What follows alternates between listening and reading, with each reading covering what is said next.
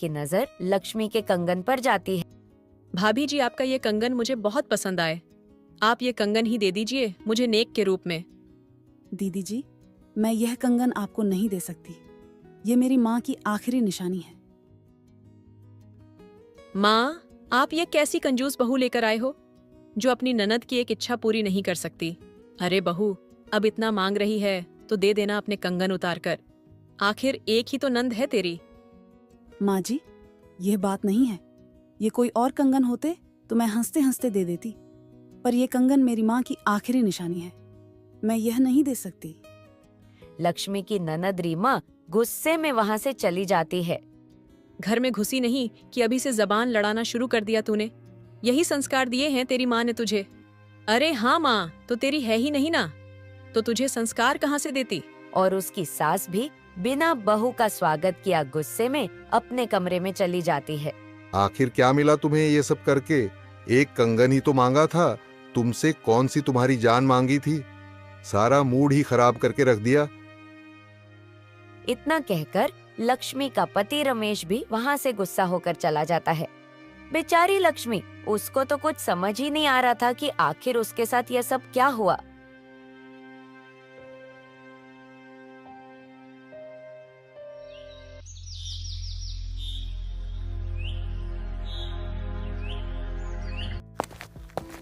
माँ कहाँ हो और मेरी चाय कहाँ है? अभी तक मुझे मेरी चाय नहीं मिली है माँ। हाँ तो खुद बनाकर पी लेना रोज की तरह। अच्छा माँ, यानी कि अब भाभी के आने बाद भी मैं ही घर का काम करूं। अरे मैं तो ये भूल ही गई थी, आखिर वह महारानी है कहाँ? कहाँ होगी माँ, अभी भी महारानी जी अपने कमरे में आराम फरमा रही है। तू रुक, अभी उसको तो मैं देखती हूँ। बहुरानी, ओ बहुरानी। जी माँ जी। जी माँ जी की बच्ची, सुबह के 7 बज गए हैं और तू महारानी अभी तक बिस्तर पर से उठी नहीं। हम लोगों को भूखा ही मारेगी क्या? चल जा, जल्दी से सबके लिए चाय बनाकर ला। और हाँ, सबसे पहले नहा धो ले, इसके बाद ही मेरे रसोई में कदम रखियो। समझ में आया ना?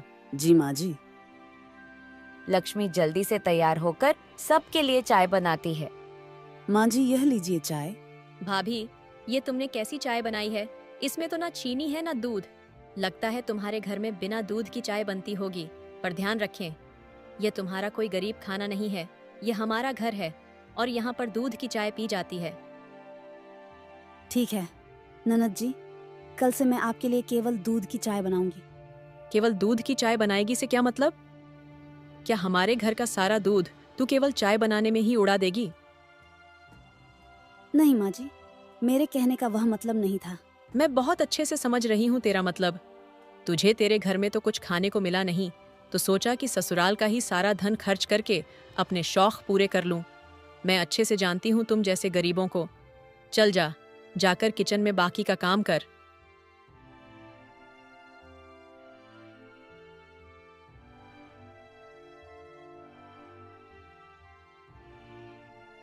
हे भगवान, यह क्या हो गया? मैं यह कहाँ आ गई? यहाँ तो ऐसा लगता है कि कोई भी मुझसे प्यार ही नहीं करता। इससे अच्छा तो मैं अपने पिताजी के घर ही रह जाती। जो सपने सजा आंखों में लिए मैं इस घर में आई थी, उसमें से एक भी सपना मुझे पूरा होता हुआ नहीं दिख रहा है। ऐसे ही 1 महीना बीत जाने के बाद। ओ महारानी, आज पूरे 1 महीने हो गए हैं। जरा अपने पिता को फोन तो लगा। कब दे रहे हैं बाकी के पैसे? माँ जी, अभी रहने दीजिए, आप थोड़े दिन बाद बाकी के पैसे ले लेना। नहीं, तुम्हारे पिता ने मुझे जबान दी थी कि 1 महीने बाद मैं बाकी के पैसे दे दूंगा। चल, अब जल्दी से अपने पिता को फोन लगा।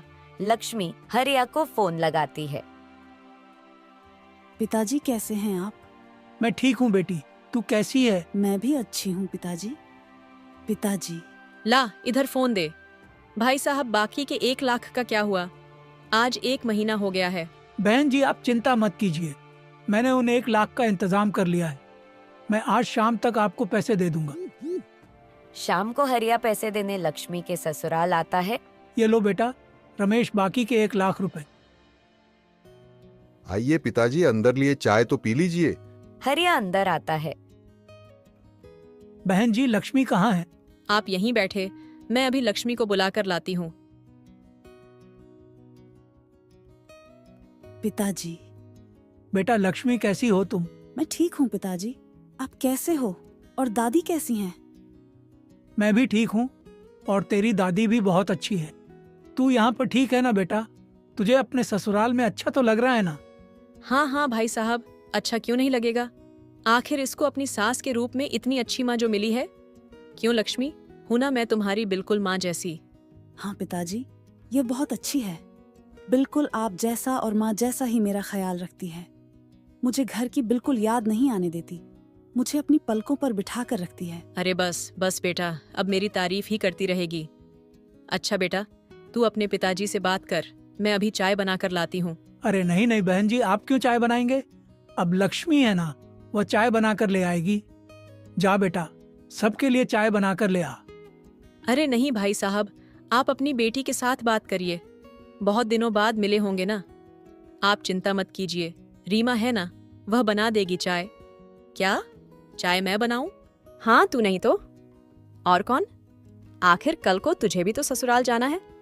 चल आ जा, तुझे चाय बनाना सिखाती हूँ। रीमा अपनी माँ के साथ चाय बनाने चली जाती है। और बता बिटिया, दामाद जी ठीक है ना? तेरा ख्याल तो रखते हैं ना? पिताजी मैं जानती हूँ आप मेरी बहुत चिंता करते हैं, और यहाँ का हाल बताकर मैं आपको और दुखी और परेशान नहीं देख सकती। हाँ पिताजी, वह तो बहुत अच्छे हैं और मेरा ख्याल भी बहुत रखते हैं। थोड़ी देर में चाय भी आ जाती है। अच्छा, बहुत बातें हो गई। ये लीजिए, आप चाय पीजिए। चाय पीने के बाद अच्छा बहन जी, अब मैं चलता हूँ। लक्ष्मी बिटिया, सबका ख्याल रखना और अपना भी। इतना कहकर हरिया वहाँ से चला जाता है। ऐसे ही कुछ दिन और बीत जाते हैं। फिर एक दिन,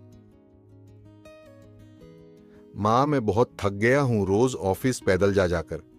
अब मुझे एक कार चाहिए। तू चिंता मत कर बेटा, तेरी कार के लिए मैंने कुछ सोच रखा है।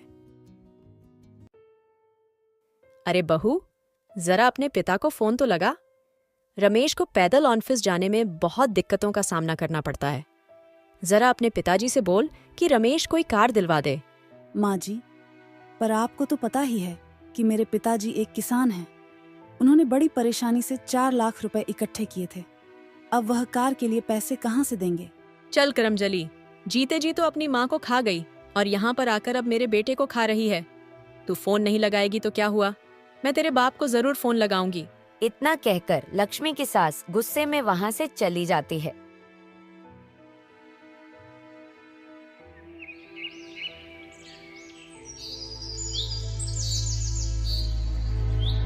भाभी, आप मुझे यह कंगन चुपचाप से दे दीजिए, वरना अच्छा नहीं होगा।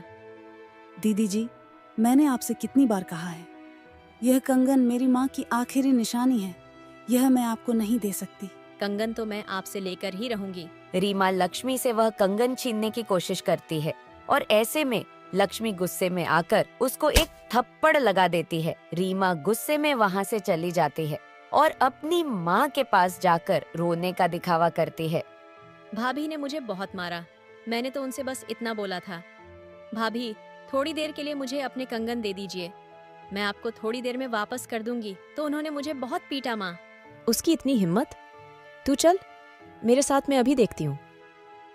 तब तक वहाँ रमेश भी घर वापस आ जाता है। दोनों रमेश को सारी बात नमक मिर्च लगाकर बताती है, जिससे रमेश का गुस्सा लक्ष्मी की तरफ और बढ़ जाता है। बेटा, मैंने उससे यही बात कही कि तेरे पति को काम पर जाने में बहुत दिक्कतों का सामना करना पड़ता है। जरा अपने पिताजी से रमेश के लिए एक कार की बात कर।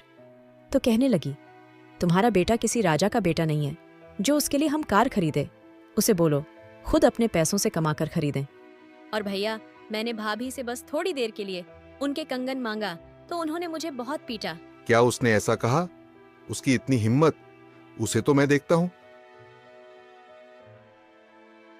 रमेश गुस्से में अपनी पत्नी के पास आता है और उसको जोरदार चांटा लगाता है। आजकल बड़ी जबान चलने लग गई है तेरी।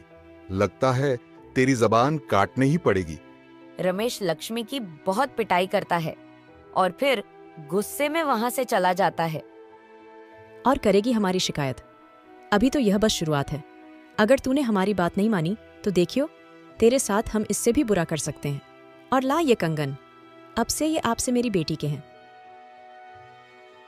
लक्ष्मी की सास लक्ष्मी से कड़े छीन कर अपनी बेटी रीमा को पहना देती है। लक्ष्मी की आंख